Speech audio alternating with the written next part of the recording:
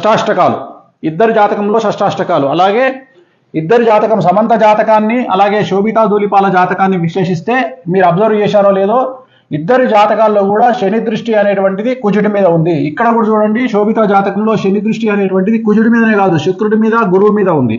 2027 నుండి సమస్యలు ఉండే అవకాశం ఉంది. 2027 వరకు సో బాగానే ఉంటుంది వ్యవహారం. 2027 నుండి వైవాహిక జీవితంలో సమస్యలు అనేటువంటి ఏర్పడతాయి.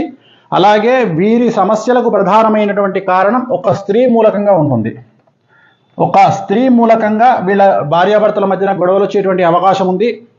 సో వీళ్ళ జాతకంలో నా అల్టిమేట్ స్టేట్మెంట్ ఏంటంటే, శోభిత ధూళిపాల మరియు నాగచైతన్య జాతకంలో షష్టాష్టకాలైనాయి. మీరు కావాలంటే చూసుకోండి, షష్టాష్టకాలైనాయి. ఆ ఒక్కటే కాదు, పర్సనల్ జాతకాలు కలవకపోవడమే కాదు, ఇవాళ పెట్టినటువంటి ముహూర్తం కూడా మంచి ముహూర్తం కాదు.